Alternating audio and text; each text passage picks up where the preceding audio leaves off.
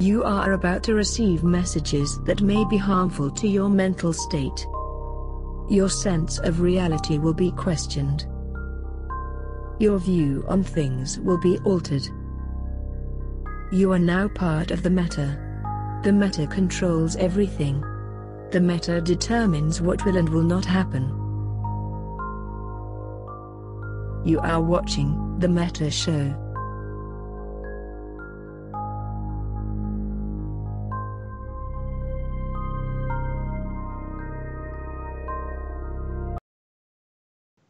And we're live. Yes.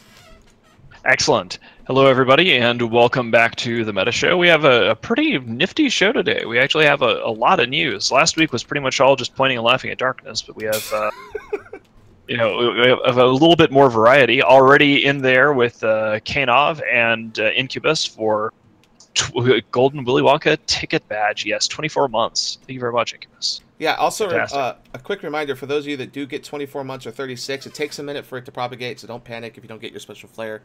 Someone was asking me why they didn't get their 3-year one. It just takes time. But thank you. Yes, we do have a new haircut, that's true. We have it's the same haircut I always get. My hair grows like a weed. 42 months. 42 That's months. Ridiculous. My God. I think that's possibly the oldest sub we have. That's yeah, awesome. I do think it is. Yes, that is definitely the oldest. It is, in fact, a 2 red shirt show. So for people subscribing or people who are on the fence about subscribing, we are looking for ways to improve the channel. Jay Amazingness and LifeShifter have been doing a lot of work recently. We're very excited about that. We don't have anything to reveal yet, but we do have, we have been doing subscribers only mode for Cool Kids only. The last 15 minutes of the Meta Show, we do shift it in there. And Ice Slayer, thank you very much. So K-Color is our guest today. K-Color, of course, is the hype master, according to Jay Amazingness. I don't know why you're the hype master. Also, it should be in the chat now. They were approved. I guess we could talk about this now, but the 6 new emotes I just saw are in the chat. You can click them. I think it's like Potato and Goonbee, and there's a couple others. So there should be a bunch of new emotes you can spam in chat now. That's something else to show you. I think those are the same ones we've had before. I'm sure? not seeing any new ones. They look new. I heard we got new ones, but I thought the Potato was new. Maybe I'm blind. Anyway, so actually, before we do anything here, I want to... Shit, I lost this. Can you link the... I'm going to go find this again. What do you want me to amazing... that GIF that we were linking in the fireside of... the K-Color, do you have it? I don't need to link it. No, watch this. Ready? Bam! It's right there. All prepared for the show today. That's amazing. Can you make that full screen for a second and just blot us all out? We were watching this on the fireside because apparently Goonswarm Federation has been super demoralized recently, and this is just an image of our demoralization. Like this is just a fucking beautiful. I've got to watch this thing like 60 times. The thing about this, I was gonna talk about this later when we get to this, when we get to the segment why K-Color's here. But this is beautiful because GOTG has learned to dodge these. They get an FC to come into a region, make a perch on every fucking gate on the whole region, so they can dodge these. But PL hasn't learned this yet, and they lost 45 interceptors this way. The best part about this, though, is the 45 pods were worth more than the 45 interceptors they lost. Yeah, I mean, this isn't like huge news. It's just a really, really beautiful. That's not in Delve, by the way. That's Quarius. That was in Quarius, like in range of Geehy staging. Man. So yeah, so good. They popped that off in the face of NC, which was pretty good, amazing. NC, who didn't form, baited PL into forming to try to stop us from entosising our own iHub. We'll probably keep that up so everyone can enjoy it, because it's over there in the corner. We also have another video we'll get to in a minute, but right away, we want to jump into our top story because it's huge news, and I don't know how to feel about this. A lot of people are back and forth, so we're going to click this lovely button right here.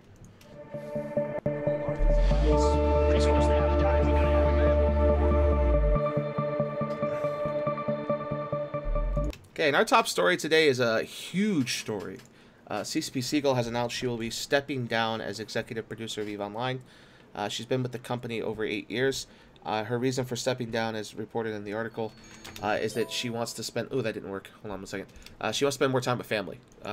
she's heading back to, I think, Sweden to spend more time with family. So yeah. Siegel migrates to Sweden. I don't know why they didn't lead off with that. Yeah, I mean, this is one of those things that the challenge with, it's kind of like Kremlin watching, right? Like back in the, I guess we still do Kremlin watching because we've got a whole new Cold War going on. But like back in the day during the Cold War, you know, we would in the United States, the State Department and the other agencies would spend a lot of time trying to figure out who was up and who was down in the Kremlin, in the Politburo, and basically figure out what that meant, right? Like Yuri Andropov is out, Brezhnev is in. What does this mean? Is one a hardliner? Is one a softliner? Yeah, that. Yeah, and a lot of that, one of the challenges is projection, right? Like people will look at something and project onto that their impressions of the person, whether that person makes them feel good, whether they like them, which has nothing to do with their skill set. So I want to, before we just wildly speculate, which we're totally going to do here, I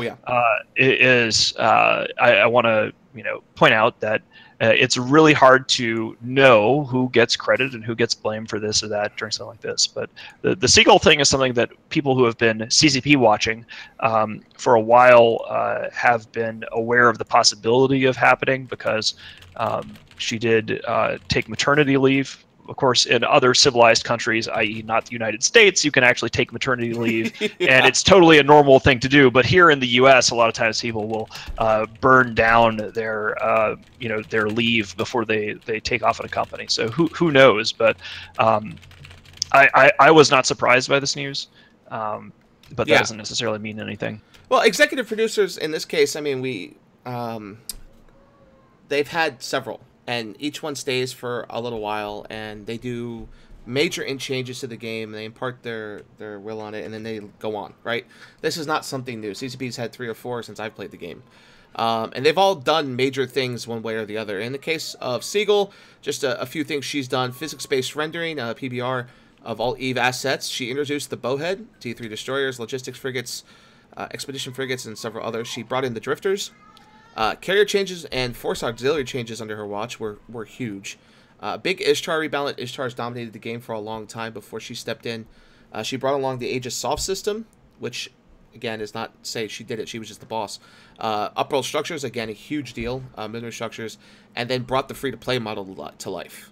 So, I mean, she did a lot of stuff, good or bad. And the expanded skill crew, as Noisy Gamer points out. Thank you. We didn't have that on our list. So this leaves a huge vacuum, right? And here is where the CCP watching gets a little bit speculative. So for a lot of time, this is the first time, this most recent CSM Minutes is the first time that people actually knew what Sean Decker, who is, I forgot what his official title was, if he was actually the replacement COO after the old COO was removed many years ago, or what. But the speculation was if Andy leaves, then Sean Decker takes over, and Sean Decker came from EA. And then there was all this drama about the idea of this Trevalgan thing, the abyssal sites being a push to increase the daily active users on EVE and possibly microtransaction the hell out of it. Of course, the game already has tons of microtransactions, but more of like a loot box RNG kind of drama. Yeah, for those who don't know, we use his real life name, but his CCP name is CCP Hellbunny. He is the EA guy from there. He's been doing her job while she's been on leave. So he's been already doing it, and it's kind of the general consensus that he's probably going to replace her. One of the things I noticed since I came back is that you don't get like Genolutions as rewards anymore. You get like a box that randomly contains a Genolution. And that was really concerning to me. I don't know if people had the same reaction when it first came out. But Reddit did. Reddit went like, holy fuck. That they really, like, the Genolution prices are going to skyrocket now. And Genolutions are used quite a lot because they're just really good for what they do. Genolution implants give you the ability to, I think, if I remember right, train skills better, but also give, like, little minor buffs to your ship. And so overall, they're just really good. I think mostly Shield Supers use them. He's the SVP of product development at that's his official title on LinkedIn. So there has just been a just huge amount of rumors about who becomes the next EP. The official statement suggests that Hilmar is taking over. People have been afraid that Sean Decker would be the person, and I've never met Sean Decker, and then there's another set of rumors, and I'm just going to say, because people have been discussing this, there's another set of rumors that Sean Decker is not even there anymore, and we haven't been able to confirm this. This just cropped in the last couple of days, so I can't tell whether people need to be aware of what the rumors are, but we haven't been able to confirm any of these. Another big rumor was, if you watched FanFest, Hilmar got up on stage and talked about how he's been playing the game for the last few months. Like, he did wormholing as his current adventure. He did 0-0 fighting. He did some low-sec stuff. He's done mining, where he went into an anomaly and sat there and mined while at work. He talked about all this, and a lot of people think, well, maybe he takes the job because he's been trying to relearn the game and bring the game up to speed on his own. They fixed PI because he was doing that. Yeah, he said that PI was shit, and like he wanted it fixed, so he got it fixed. So you're starting to see that where Hilmar's playing the game, and I mean that could be a good or a bad thing. So I think Hilmar's taking the responsibility while they find someone, so he's at least going to be there for however long. I think that's a great thing.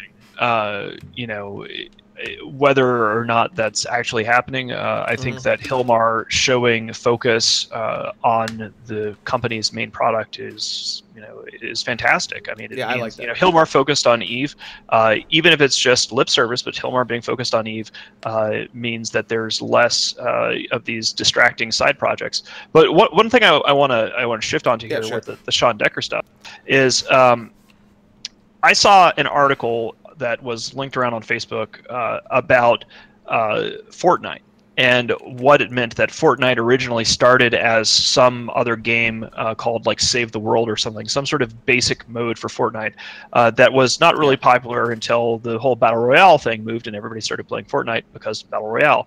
And what did that actually mean for the game? That the original intent of the game was to be something else, and then it was sort of... It was a zombie game. It was originally a 4-player co-op zombie game. My brother had it. And then nobody played it because it was like, oh, we get to build stuff and fight a bunch of zombies. Who cares? So I mean, it's sort of like what happened with H1Z1, where again, like the spin-off overtakes it, and there was a degree of criticism, like, is this good for did the developers make the right decision? But the counter argument, and this is something that I think people miss in the boo scary boo Sean Decker EA guy, he worked at EA, that's bad, is that having CCP make sensible business decisions and make lots of revenue from Eve, as long as it doesn't destroy the player base of the game, right? As long as it doesn't increase the level of churn, I don't. I've just heard lots of ooh, boo, scary, boo, EA, but we haven't seen evidence of bad decisions. People say that the Abyssal sites are evidence of that, and we'll get to that in a bit. But I really think that we need to keep in mind that CCP is not a charity, and if they are making savvy business decisions that increases their revenue and their profit, that's not something to be afraid of.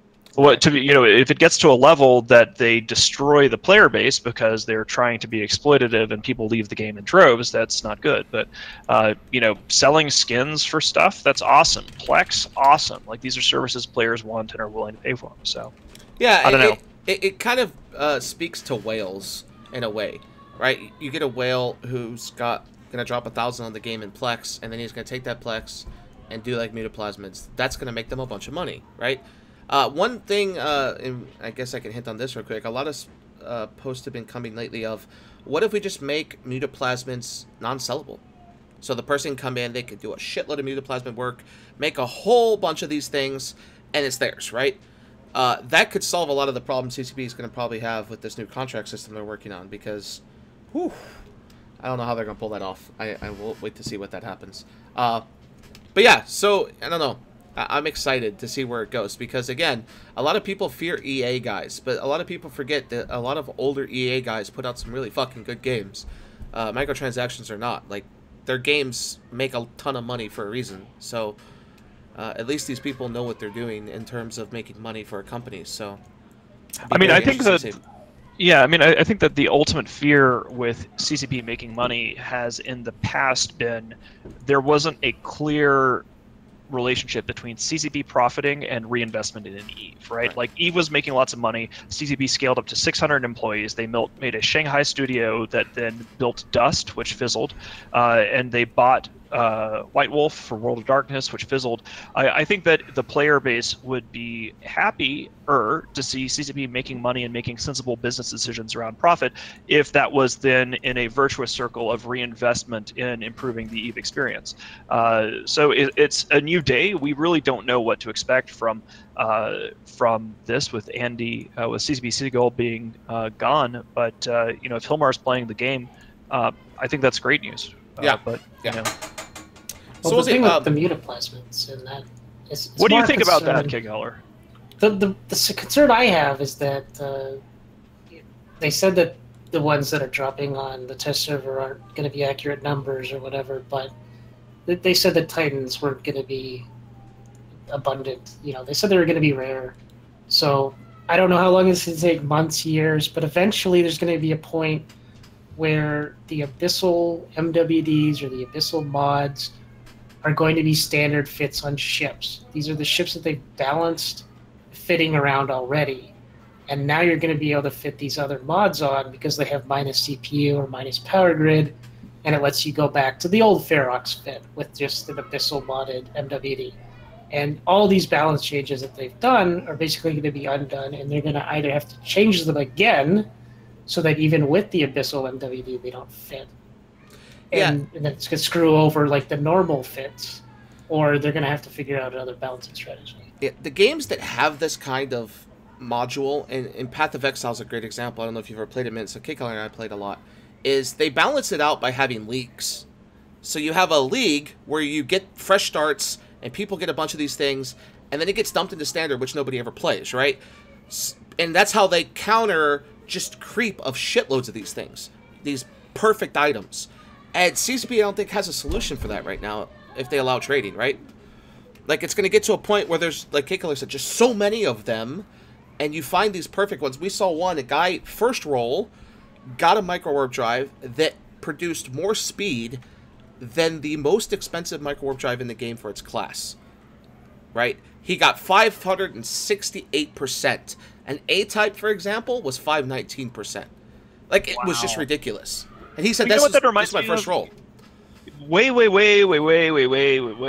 in the day, like when Goonswarm was, when little baby Goonfleet was first getting started, back before they nerfed Warp Core stabilizers, you would see snaked out crows and snaked out vagabonds that were untouchable, like a vagabond hunting little baby goons in Syndicate. Right. We'd have these guys come in, and they would just pimp and snake out these ships, and they were completely untouchable, completely uncatchable.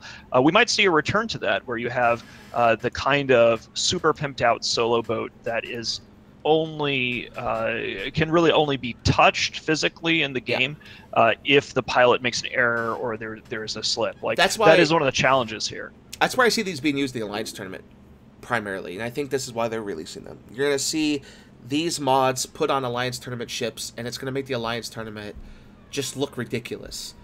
In game, they may be too expensive. You might see some of these cost $1 billion because they're perfect rolls, and somebody just thinks they're valued at that. But again, it's going to come down to how many of these flood the market. Is there millions of them? If there's not, and there's only hundreds and maybe even thousands, then maybe they're just too expensive. But if there's millions and the game just gets flooded with them, whew. Well, I mean, people will pimp out certain ships with officer mods right now. That's a high rarity, high value thing. So you can expect to see basically specialist ships, or you can see them as a requirement. Even in a low supply scenario, you can see them coming functionally on every Titan and Super Cap in the galaxy. Well, the good news, no capital mods. Oh, okay. Yeah, they will not be allowed on cap. Yeah, so they're restricted right now. They're not invuln fields. They're not enams. They're things like shield extenders for large, medium, small. I think they said micro warp drives. Just like little minor things that would make really good Alliance tournament ships and buff those. Like Kigheller said, though, the big point is things like CPU and power grid changes. Not even the stats themselves, because even if you get mediocre stats, if you drop the power grid 20%, you're fitting normal mods instead of faction mods that are ultra rare. A lot of times you'll see ships have to fit faction mods that are hard to come by, especially like Loki Doctrines or back in the old AHAX. You had to fit these faction mods that were rare just to get enough CPU in there to make the fit viable. Now you can do one Metaplasma mod and the Dual T2. So it could bring down the price too. It's going to be very interesting. There is something, before we move on, there's a really good question here in chat that I want to highlight. And this is from Karthos Chief, and he says, Mittens, do you think that Project Nova will ever get worked on or finished for the foreseeable future? A lot of people liked Dust, and and they want a PC version of it, and my chat keeps scrolling. Yeah, the PC version is Project Nova. So what does CCP's financial decisions mean for this? You know, I've been trying to do some homework about, you know, customer research and, you know, what is it really like to understand your demographic and why people play EVE and all this sort of stuff recently. And one of the biggest criticism that I had of Dust was always the fact that they were trying to go entirely into a new market by going for the console gaming market, where a crappy like Halo clone knockoff was just not going to do very well. I think that Project Nova has a lot of potential. A lot of people who were hardcore EVE players bought PS3s, myself included. I bought a PS3 to try to play Dust, and you know, they just couldn't really make the jump. Right, the console play style is very different. Like, I'm used to using a mouse and keyboard, and I think that the EVE player base is much more forgiving on PC. I think that if they had, I mean, hell, like. This is the thing. If you had a relatively minimal cost, like let's say they made Project Nova, let's say they started it with free to play, and let's say that they had loot boxes and microtransactions, I think that would be, and then they put the money from that back into development of Project Nova. I think it would be a money factory for them, and I think it would be great. I think people who wanted to play it would. I think FPSs have an established business model. You already have a huge install base of people. An FPS provides the kind of gameplay that is missing from EVE, so you can run around and shoot dudes in the face while you're waiting for your now reduced jump fatigue timer to go down, stuff like that. So I really do hope that they push Project Nova out for PC, even if it is a free-to-play loot boxy kind of thing, because I think that there will actually be success there. Yeah. So. Perfect. Anything else you guys want to talk about this? I think we've talked about it. On the multi-plasmid thing? Yeah. Are the sites any fun, K-Color? Have you actually run one of these sites on CC? Like, or is this just like same old like mission bullshit that, you know, is it basically just like running a mission? It sounded like it was mission stuff. A lot of people couldn't figure out how to loot things because they decided to add in like new containers or something like that that weren't on the overviews. So people are gonna screw up that again.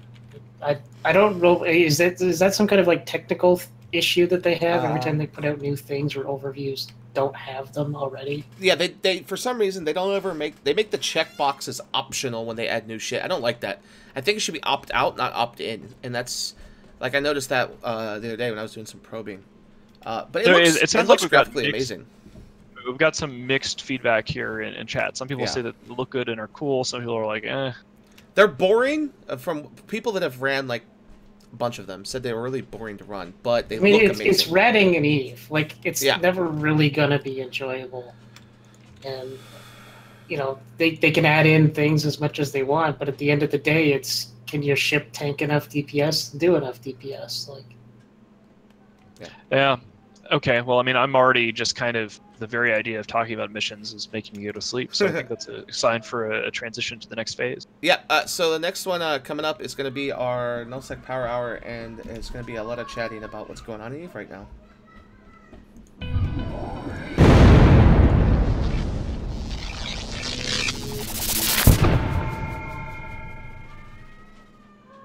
And we don't have this on our notes, but we're going to start with this because I think this is probably one of the biggest news pieces this year. The DRF has officially announced that they will be abandoning the whole of the drone regions. They have abandoned their renters, told their renters they are now on their own. In a alliance meeting that was done first in Russian by UAX Death and then in English by Quar, they showed optimism in their new move. They're going to be moving to Amencia. But then Quar basically laid it out as, look, we aren't as strong as we used to be. Our renters are shit. Our renters are now on their own. And they've abandoned the drones to a whole lot of super caps from a group called Skill Yourself. We found out that the reason for this is that apparently, instead of doing it himself, Death hired or had one of his like FC diplomated guys try to make a deal with Skill Yourself and others to pay them, to leave them alone. He then didn't pay, so they turned the place into a fiery shitstorm. And that shitstorm is starting to be seen. For those that haven't seen it, 4 Keep Stars have already died, 2 belonging to Razor. one belonging to IRC, and one belonging to someone I've never heard of. So if you want to see all those Keepstar kill mails, I'll be linking them in chat. But this is huge. Like, the DRF has been a staple in the drones, why they're called the Drone Region Federation, for a very long time. Essentially, from the moment that they opened. I mean, this is something that we've talked about before on the Meta Show, and we finally got the answer, which is it possible to truly defend a region with bribery, right? Like, for the longest time now, the response to any attack on the DRF has not been to fight back and thus maintain and develop a fighting force, but to find somebody that you can hire as mercenaries to fight the invaders off with. And it doesn't work because eventually you find some people who won't take a bribe, or if you don't follow through with a bribe. One of the things that we noticed in the Triumvirate versus FCON war and some of the other attacks on the north around that time was just how small, shockingly small for modern Eve, the DRF super fleet was on some of these form ups. Like it was like anemic. Like, here's 40 shield supers and that's it. So it is really interesting to see what a house of cards it was. But if it's a business, like if they're harvesting ISK for purposes, good or ill or whatever, you know, it's going to be really curious to see what happens when they're compressed down to one region and have to do stuff on their own. And also have to make money on their own. They've abandoned all their renters. Their renters are just whatever. They told Scale Yourself and all those people they can have whatever renters they want. They can make their own renters. We've even seen Hard Knocks come out of Wormhole Space, take over Cobalt Edge, and plant a renter group in there and start looking for renters. So it's an interesting thing. Kid Color and I have always talked about this, and I want to get Kid Color's opinion on this, is that the drones are always viewed as unassailable. It's always been viewed because you can't get there very easily. Unlike Delve, you can park an NPC Delve if you wanted, and you can dock in stations that no one could lock you out of, theoretically. But the drones, you could literally be locked out of until, you know, Asher houses and stuff came along. So what do you think, Kid Color? I mean, is this a sign of change that's good or bad? I don't think it's a change. I think it's, instead of X-Death having the flag over the drone regions and getting the money himself and then paying it to NCPL, it's just NCPL having the flag over that and getting the money themselves. Yeah, maybe I want to put the tinfoil hat on a little bit here, but it's basically just NCPL said, hey, you have too much space, we're not going to help you. And oh, look, the Skill Yourself guys that we paid to not attack our renters are attacking your renters, who are now moving into our renters. Like, yeah, another report that came out of this was NC's overlord over the whole of the drone rental program, Pfaffer, has been removed with the death of DCU, which is his group. He was pulled out of there. And if you look at some of these groups, especially Hard Knocks Citizens, it's always been reported that Hard Knocks, who has a majority of its leadership, are PL guys, are just PL, right? So you have them moving renters in, you have other groups moving renters in, and there was a speculation about a year ago that this was the grand plan, right? With Horde moving to Geminate, is to get the DRF renters out and get them paying into the pocketbooks of NC and PL. Speculation, but, you know, tinfoil hat and all that. But I mean, a lot of this makes sense, and it kind of makes sense strategically too. Like, if you so there's two main ways to make money in Modern Eve, especially because CCP has now, and I mean at the Alliance level, two major ways to make money at the Alliance level in Modern Eve, especially now that CCP has removed casinos and they've removed Alliance tournament winnings. You can either have a rental empire, or you can build up an economic powerhouse like we have in Delve, where you're actually using it based on moons. Back in the day, people did some mix of both, because R64s were pretty easy to put a tower on. You get the goo, it's passive income, so you could have moons plus renters. Now moons require stability, organization, work. So yeah, I mean, the owner, the checks that are being cut by the renters in the drone region are now going to go to a different group of people, but the sort of strategic impact of, like, the political shakeup on this is pretty minimal. Yeah. Unless we start seeing larger form-ups from what was the DRF in terms of their fleet strength. I was incorrect earlier. I was saying that they were forming up 30 or 40 shield supers, but Villy corrected me in chat and said they were using armor. It was only about 10 armor titans and 30 armor supers. So if the DRF is to actually make a shakeup in the politics, they're going to need to start quadrupling the size of that. This has happened before. During a civil war between Death and Solar, PL and NC came in and cleaned Solar out, and then took that space and implanted Bot as their rental empire, which has been there for a very long time.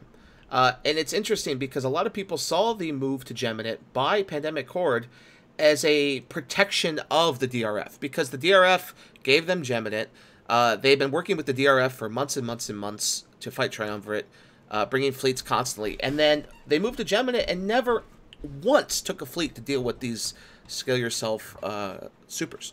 And then we saw NC Dot preparing to do a move up for about a month right before FanFest, and we all saw this as, oh, they're going to head south, they're going to help FRT, they're going to help the drones, they're going to protect their rental income, they're going to get rid of these Scale Yourself idiots. Oh, wait, they didn't do that. So everybody in EVE is looking at this going, well, isn't there somebody going to go help the DRF? It's what always happens, and nobody ever did. And they just kind of moved on. Well, it really is kind of interesting. So, if you...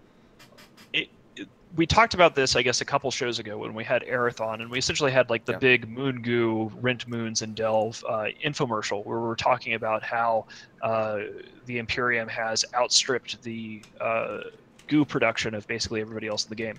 And if that is the case, and if Moon production is a better way of making money than renting, but if you can't win the Moon production race, it actually makes sense for PL and NC Dot to try to gobble up.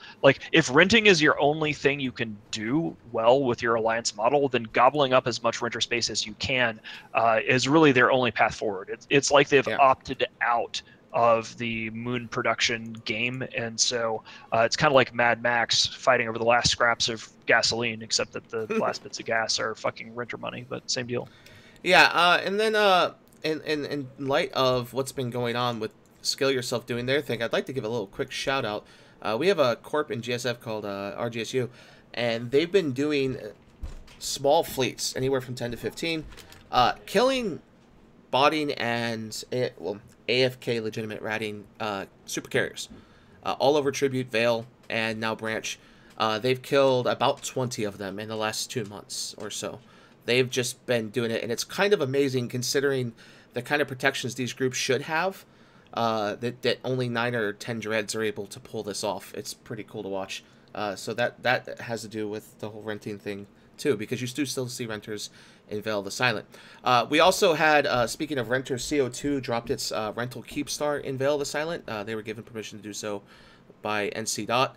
I just saw the smirk on your face. They even posted a video of it going online. So their overlords gave them permission to drop one. That happened.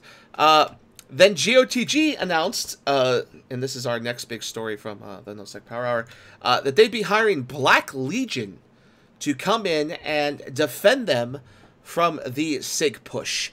Apparently citing Initiative moving in some caps and Test moving in some caps as the reason for seeking a mercenary group to help them.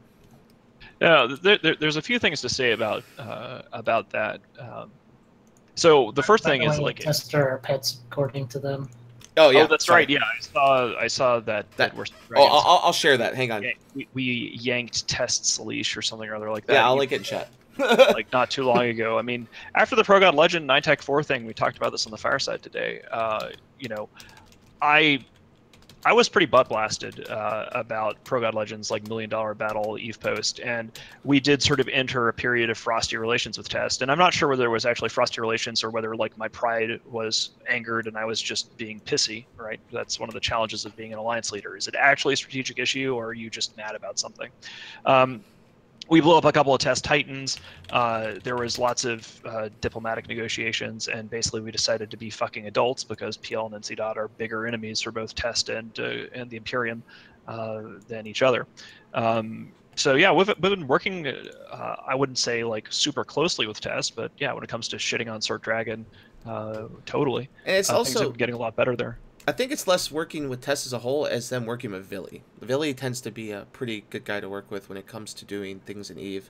Usually if he says he's going to do something, he'll do that, right? There's very few groups in EVE that still kind of 100% if they show up to help you, they're not going to shoot you, right? And Vili's one of those guys, I think, that still has that about him. So here's the link to the broadcast. I'm going to link it in chat. Not that's the nice thing about Black Legion is there's that the text of it and all. when they say they're coming to help you, they come to help you. They don't say that they're coming to help you and then start shooting your supers. You know, One of the things other about, Legion did. the curious thing about the Black Legion hire is that unless things have radically changed, and since the culture used to be Black Legion's EU time zone, Black Legion as it currently stands is mostly Origin Dot, which is Elo's crew, and they're purely US time zone. So it's an interesting decision on Sword Dragon's part to herf all these dwarfs and hire Black Legion. And I hope for Black Legion's sake that they've raised their rates since the Fountain War days, to have a purely U.S. time zone mercenary crew. So we have a lot of options there from an Imperium perspective. I think it's going to be kind of funny to see what happens. But the easiest thing to do with Black Legion U.S. time zone, they don't do anything Euro time zone, so that pressure continues, is to just not fight them, right? Like, we have a million ways that we can mess with Guardians of the Galaxy because it's sort of at our leisure. Like, this entire thing is just us fooling The best around. part about the Black Legion deal, and I have to say Elo pulled off a slick one here, because very rarely do you get these kind of contracts the way he did it.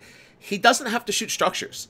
His agreement is purely on PvP. He will only form and only show up when goons are confirmed to be there. So he's not going to go help GOTG shoot structures. GOTG, a lot of people inside GOTG saw this as, oh, fuck yeah, now we got someone who could shoot all these structures for us, clear all these structures out, and goons are just going to cower in fear.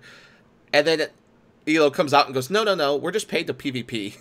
Like, that's the best deal you could get. You're getting paid to do what you'd probably already do anyways, you know? Yeah, If I was a Darkness member, I'd kind of be insulted. From everyone that has flipped and told us they're months behind on their SRP, and now they're paying another group. They're basically saying to their members, Black Legion is a better use of our ISK than reimbursing your ships for showing up. Oh, Wow. I didn't even think of that. I hadn't Holy thought of that. shit. That's a great really point. good point. God, I because mean, sorry. No, you go. You have groups like MOA broadcasting constantly. This is either strategically, like, this is either reimbursable or it's not. Like, hey, this op doesn't have SRP, but we still got to shoot structures anyway, right? So now that they're paid, I wonder how that looks for a lot of their line members. That's a great point. I really hadn't thought of it that way, but if they are behind on their reimbursements, it makes sense. I mean, Villy points out in chat he thinks it's a curious choice on BL's part because they have a good growth environment from hunting Horde and CO2. But one of the things, having hired Black Legion before, they do, they need ISK, right? Black Legion doesn't do pretty much any PvE. Way back in the day, they used crystal farming missions in Venal for their line members, but they need ISK, right? And so it makes sense in the context of if Guardians of the Galaxy is going to pay them a substantial, like, weekly retainer for them to take the contract temporarily.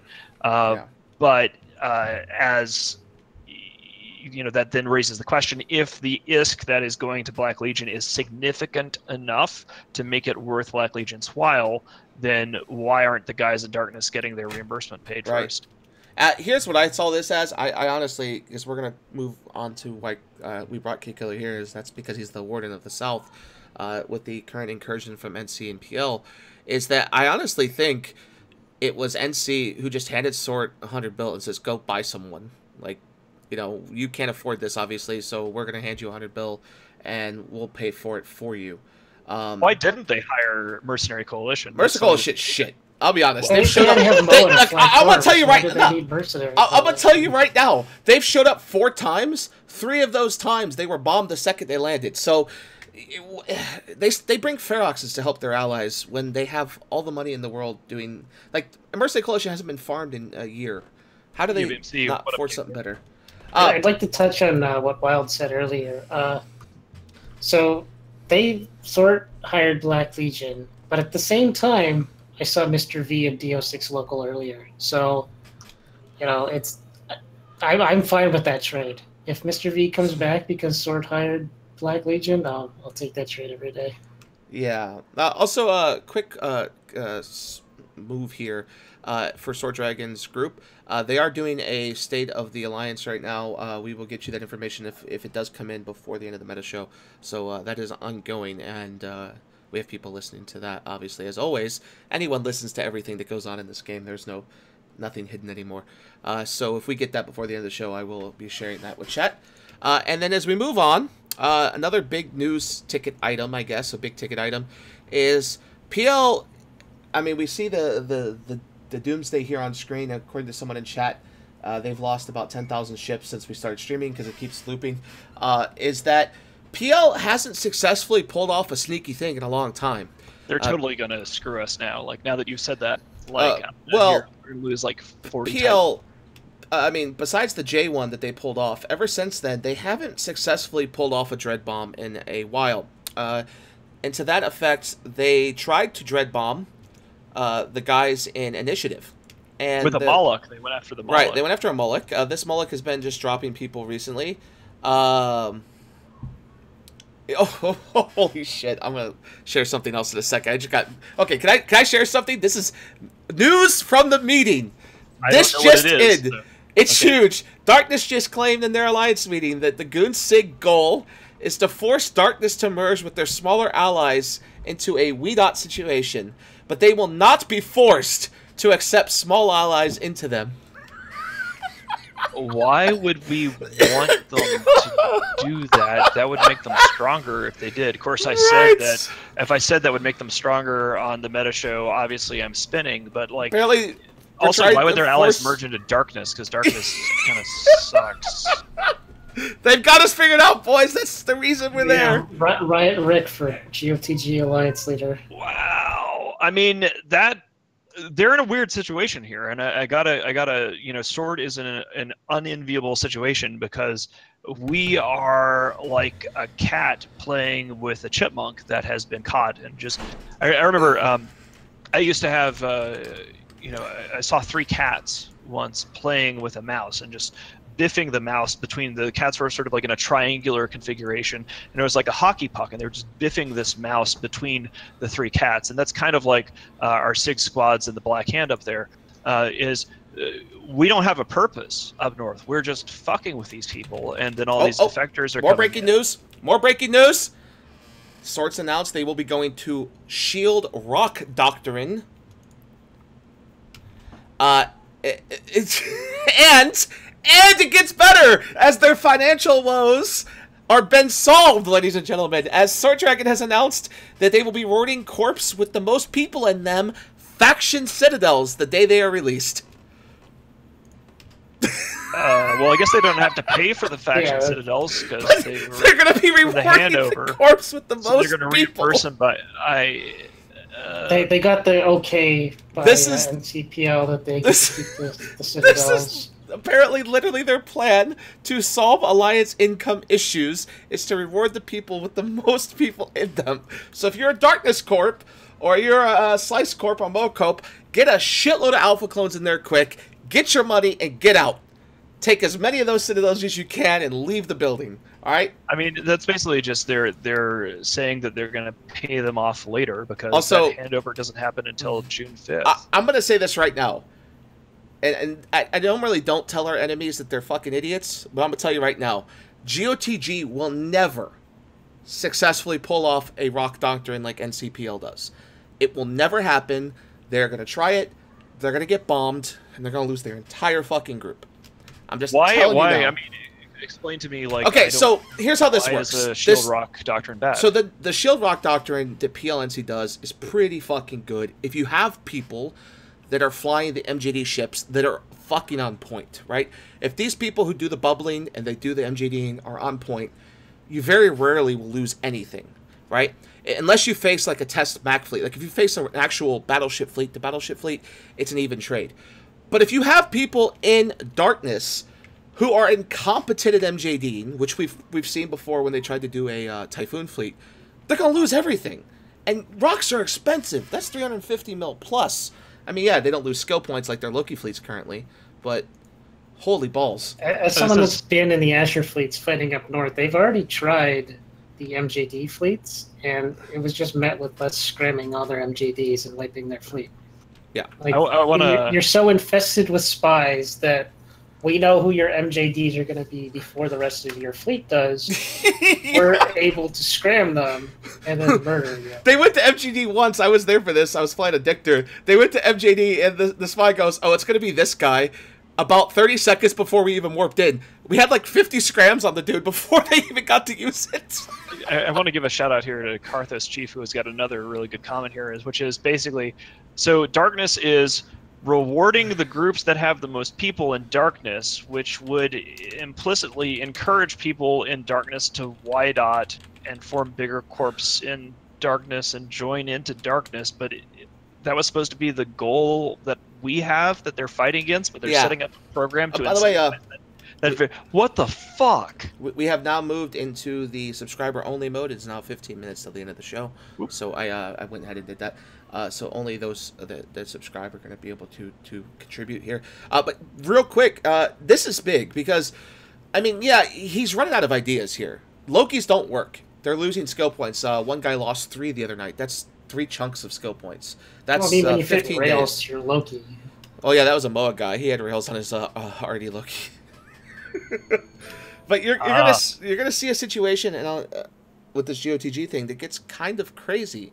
And then speaking of allies trying to help them, NCPL have been trying to do things to help them a lot in the south. And K-Color, how's that been going? Like, what's going on down there? Obviously, we've seen them get. Yeah, we need to go back to the PL thing because we got distracted by the. Sorry. So just really briefly, I want to do some more shout outs. We talked about this on the Fireside, but on the Meta Show.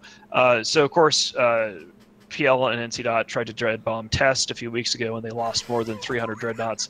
And then they tried to go after the Moloch in an initiative Moloch in Fountain, and they killed like a Rorqual, I guess, and lost another. No, the Rorqual survived. We found out later it did survive. No, it actually died. Oh, never mind. Well, regardless, so they killed a Rorqual and they lost like 80 dreadnoughts there. So that's allegedly that was the old Culture dread cache up there. But you know that's nearly 400 dreads lost by PL and NC mostly PL. The thing about this, we got distracted, is PL. Where I was getting back to the sneakiness, PL could pull off dread bombs like this in the past because they were sneaky. People weren't paying attention to PL coming through a wormhole with a small subcap fleet, and then boom, dread bomb. Right? Sneakiness on dread bombs is the key. You have to not be seen. We've done it to GOTG a couple of times where it just wasn't. They had no idea it was coming. Dread bombs don't work if you know it's coming. We saw this with Test. Test knew one was coming. Plastered 300 of these things. If you know it's coming, it doesn't work. Faxes are insanely strong. 1 fax, 4 dreads. Right? They're so powerful. PL undocked Nagas and 80 interceptors an hour and a half before the dread bomb occurred. And it and all of the Imperium knew it was coming hours almost before this thing arrived. And then when it happened, it was like, oh look, we're killing a bunch of dreads. Lol. And the Moloch bait was the best. It's the worst ship to dread bomb. It doesn't need cap. It's got the biggest armor tank in the game. 2 of the biggest things for dread bombs. We were formed up in Delve, but we didn't want to go into Fountain, which is where we thought it was going to happen, because if we went in, then they probably wouldn't have dread bombed. Yeah, we had to sit there and wait and let them actually do the dread bomb before we could move, because we knew that what they were trying to do. We had locators on them every 15 minutes, as Jay points out. We were watching them. We had guys following them. I don't think we had. Who cares if you need spies when you know where they're going, right? Like, you knew it was coming. Let's actually, we haven't had a chance to do a proper CCP please, and I love the little segue. I have more SOTG updates before we click that button, and we got about 10 minutes left. They have just announced that they will be seeding Pureblind once the station change comes in June. It's a preemptive surrender of all Pureblind planning. They're planning ahead for this, as the space is apparently garbage and they have no reason for it.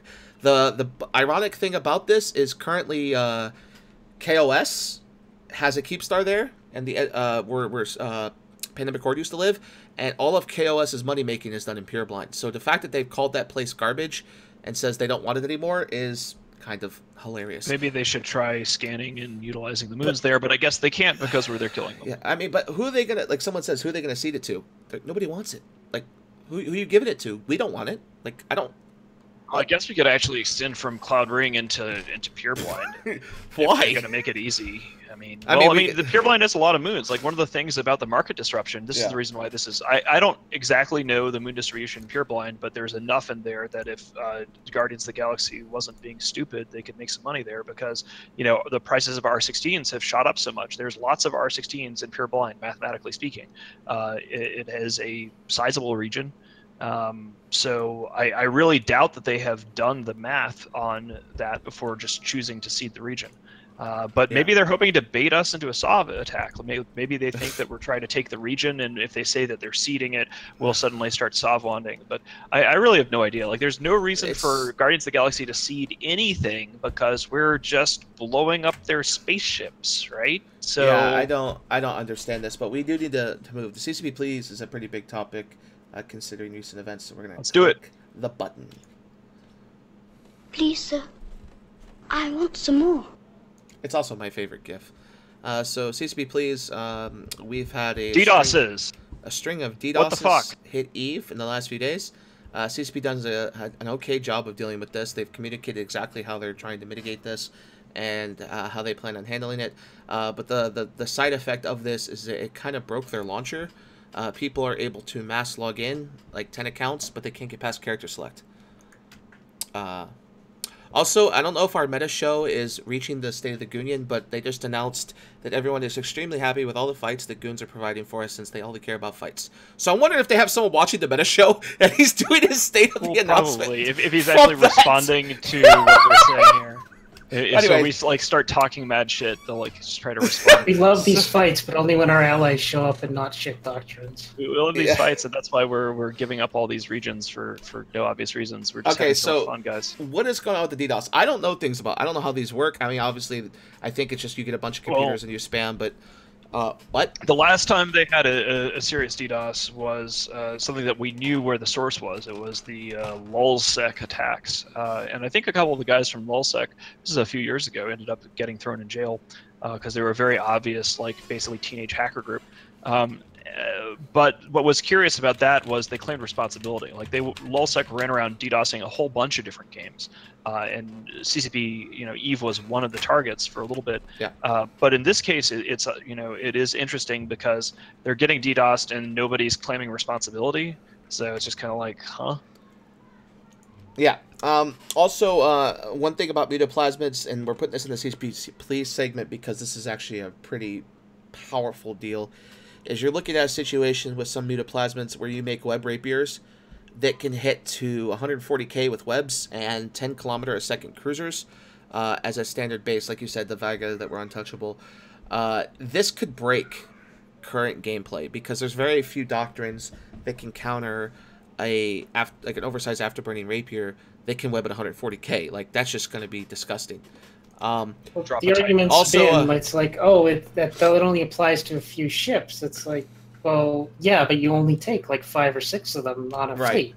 You don't need that many for it to really make a difference.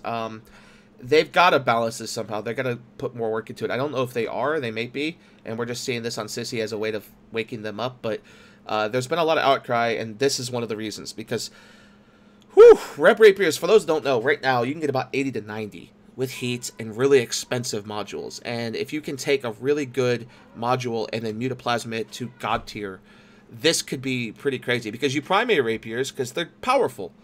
But if you can't hit them because they're 140, 150k away, that's kind of a big deal. So, yeah, there's that. Also, we just got another announcement from our friends at the State of the Goonian, or State of the Alliance. We do State of the Goonians. Sword has announced that he had a wonderful time with ELO doing karaoke, and this is what led to the Black Legion hiring, is the karaoke thing, and I'll get to that in a second. And it pisses the goons off on Reddit, so it's totally worth doing. Does it piss us off on Reddit? It says Reddit doesn't mean anything to us. The only thing that matters is winning on the field of battle, and it lessons that you all have learned in Goons, apparently. EVE Online 2018, Goons controlling Reddit. What the fuck? With that being said, we will work very hard on our propaganda game. Well, I mean, the first thing they need to work on is actually winning those fights, because every fight they say they've won, like there's 3 or 4 that they've lost, but they don't broadcast to their members. So their members don't even know that they've lost unless they were there. No one mentions it, and it's like they're leaving them in the dark on purpose. And eventually, those members are going to find out, hey, we've actually been losing like 80% of our fights. Why has our leadership been lying to us this entire time? I mean, Reddit fucking hates us, by and large. I mean, that's one of the reasons why we have our own media organization, is because REVE has for many years been completely and utterly hostile to Goonswarm at every level. I mean, there might be brief moments where they're like, yay, Goons, but the moment that people start putting us under any pressure, Reddit will turn on a dime and go back to Goons are the worst thing ever, Mittani, Wizard Hat, whatever. So that's ridiculous, one. And two, like, this is something we talked about last week, but Darkness, if they wanted to fix their stuff, like the reason why, like there's a few things that they could do to fix their shit that would make this a lot better for them, is if they just stopped feeding and like chose their battles more carefully, right? If they blue balled us more, if they were like, oh, okay, Whoa, stop giving them ideas. This is not good.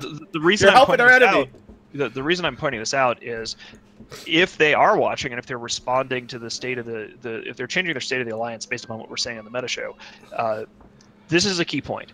They are losing things not because Goonswarm and the Imperium are so great and we're doing some amazing thing and we're so awesome. It's that they keep making shitty, obvious mistakes and then acting like they didn't make mistakes. Like, instead of, like, you know, in 9TAC4, when we tried to take out that Keepstar and it didn't work because the servers couldn't handle our fighter-based strategy, I was like, well, this sucks. Okay, well, back to the drawing board. This didn't work. We'll have to come up with something else. So these guys are not... they're losing because of fuck-ups they're making. It's not like we are awesome in beating them. That's the problem. I don't think they can change that. I don't think they can change the mentality of, we're going to take every fight no matter how bad it is. Because they've always told their members for years and years that they're a PvP organization, and the PvE comes second, and we're this PvP powerhouse, when in reality, they've only been a PvP powerhouse because they show up to fights that NCPL are winning for them. They show up, they third party, they claim to be on the side that's winning, and then they get all of the benefits from that. So here we go. And final little bits coming from this meeting. People need to stop shooting each other on fleets and being mean during fleets, because this is causing people to not want to show up. It's regardless of who you are, leader or otherwise. Apparently in the market in DO6, which I'm going to point out, it's their own Keepstar. We can't manipulate this damn thing. Is too unfair, and that people are marking up items way too much. And if this continues, people will start to get kicked, as Sort is investigating this personally. How the fuck does that happen? I'm gonna rant for a second. You own the Keepstar, right? It's not like living in Roar, where things can get manipulated by anyone and everyone, goons or otherwise, and you'll never know who does it. It's your own fucking coalition that only has access to that thing. Like, that's the whole point of Keepstar. It's why you live in one. Only people that are blue to you can manipulate it. So... what? It's always easier to blame the outside party than to admit your own fault. Okay, now they're having a live Q&A, and this is a serious question posed by one of the leaders.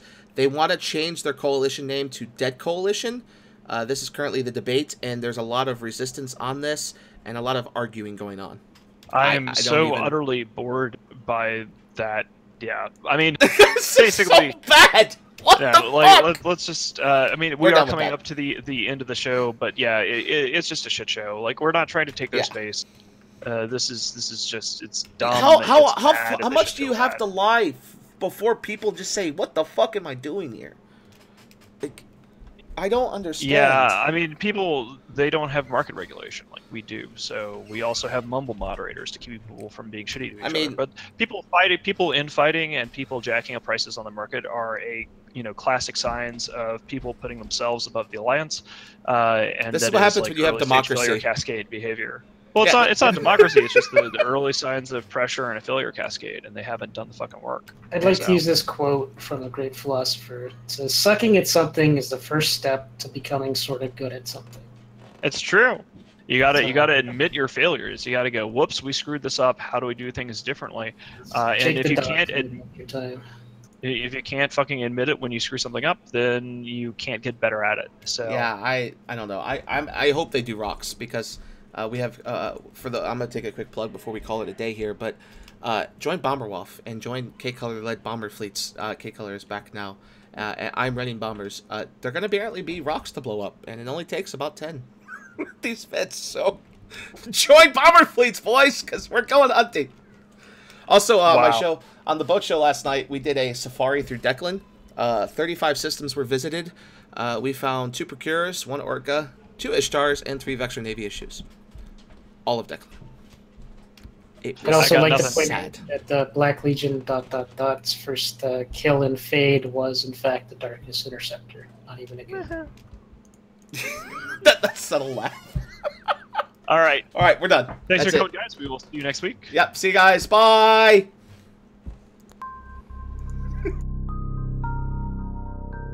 You are about to receive messages that may be harmful to your mental state. Your sense of reality will be questioned. Your view on things will be altered. You are now part of the meta. The meta controls everything. The meta determines what will and will not happen. You are watching The Meta Show.